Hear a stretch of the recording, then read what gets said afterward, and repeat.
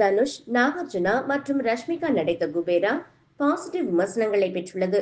Sri Venkateswara cinemas நிறுவனத்தின் சார்பில் சுனில் நரங் மற்றும் புஷ்கர் ராம்மோகன் ராவ் ஆகியோர் தயாரிப்பில் குபேரா திரைப்படம் இன்று உலகம் முழுவதும் வெளியாகியுள்ளது. ரசிகர்கள் தனுஷின் நடிப்பு, ஈர்க்கும் கதை மற்றும் பின்னணி இசையை பாராட்டியுள்ளனர். உணர்ச்சி பூர்வமான கதை சொல்லுக்கு பெயர் பெற்ற சேகர் கமுல்லாவின் இயக்கத்தில் குபேரா எப்படி இருக்கிறது என்று பார்ப்போம். பணம், அதிகாரம் மற்றும் நெறிமுறைகளுக்கு இடையில் நடக்கும் போராட்டத்தை மையமாக வைத்து எடுக்கப்பட்ட படம். பல லட்சம் கோடி மதிப்பிலான எரிசக்தி வாயு ஒப்பந்தத்தை கைப்பற்ற நினைக்கிறார் குளோபல் நிறுவனத்தை நடத்தி வரும் தொழிலதிபர் ஜிம் சர்க். இந்த ஒப்பந்தத்திற்காக சட்டவிரோதமாக 1,00,000 கோடி ரூபாயை கைமாற்ற வேண்டும். இதில் தன்னுடைய பெயர் வெளிவரக்கூடாது என்று நினைக்கும் ஜிம் இந்த வேலைக்காக சிறையில் இருக்கும் முன்னாள் சிபிஐ அதிகாரியான நாகார்ஜுனாவை நாடுகிறார். நாகார்ஜுனா பண பரிவர்த்தனைக்காக பிச்சைக்காரர்களை தொழிலதிபர்களாக மாற்றுகிறார். ஒவ்வொருவர் மூலம் ரூபாய் 10,000 கோடி பரிவர்த்தனை செய்கிறார். வேலை முடிந்த பிறகு பிச்சைக்காரர்களை கொலை செய்து விடுகிறார். பிச்சைக்காரரான தனுஷிடம் 10,000 கோடி கொடுக்கிறார் நாகார்ஜுனா. ஆனால் தனுஷ் எஸ்கேப் ஆகிவிடுகிறார். அதே நேரத்தில் கண்களில் கண்ணீரும் சோகமுமான முகமாக ரயில்வே ஸ்டேஷனில் ரஷ்மிகா மந்தனா அலைகிறார்.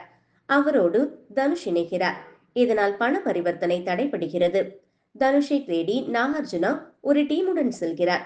தனுஷ் மாட்டினாரா, கான்ட்ராக்ட் கிடைத்ததா என்பதே மீதி கதை. இப்படத்தில் தனுஷ் அசல் பிச்சைக்காரனாகவே நடித்து அசத்தி இருக்கிறார். அழுக்கு துணியும் கையில் ஒரு நாய்க்குட்டியுமாக அவர் ஏற்றிருக்கும் கதாபாத்திரம் நம்மை அழ வைக்கிறது. நடிகர் தனுஷுக்கு சொல்லிக் கொடுக்க தேவையில்லை, பின்னி எடுத்திருக்கிறார். எந்த கேரக்டர் கொடுத்தாலும் கதாபாத்திரத்திற்கு துரோகம் செய்யாமல் நடிப்பார். பியூட்டியாக பார்த்த ரஷ்மிகா இந்த படத்தில் தனுஷுடன் சேர்ந்து அற்புதமாக நடித்திருக்கிறார்.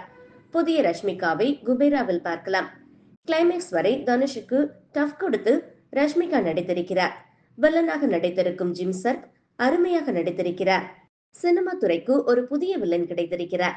பணக்காரர்களுக்கும் அதிகாரம் படைத்தவர்களுக்கும் மட்டுமே இந்த உலகம் சொந்தமல்ல. ஏழைகளும் மனிதர்கள், அவர்களுக்கும் இந்த உலகம் சொந்தம் என்று சேகர் கமுல்லா திரையில் அருமையாக சித்தரித்திருக்கிறார். சூழ்நிலை காரணமாக வில்லனோடு கைகோர்க்கும் நாகார்ஜுனாவின் நடிப்பு யதார்த்தமாக உள்ளது.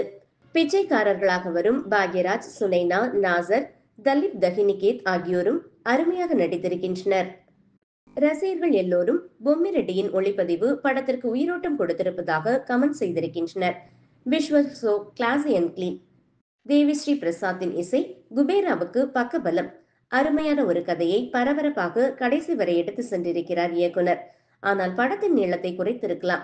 கிளைமேக்ஸ் வெயிட்டேஜ் இல்லை என்று ரசிகர்கள் குறைபட்டு இருக்கின்றனர். படத்தில் வரும் ஒரே ஒரு பாட்டு அருமை, ஆறுதல். முதல் பாதி தடுமாற்றத்துடனும் ஸ்லோவாகவும் தொடங்கி இரண்டாவது பாதி விறுவிறுப்பாக இருப்பதாகவும் ரசிகர்கள் கூறியிருக்கின்றனர். இப்போது வரும் படங்கள் எல்லாமே ஃபர்ஸ்ட் ஆஃப் மந்தமாகத்தான் செல்கிறது. பெரிய மைனஸ், எடிட்டிங்கில் கோட்டை விட்டுட்டாங்க. படத்தின் இறுதி 40 நிமிடங்கள் பரபரப்பாக செல்கிறது. தனுஷுக்கும் வில்லனுக்கும் நடக்கும் ஆட்டம் வேற லெவல்.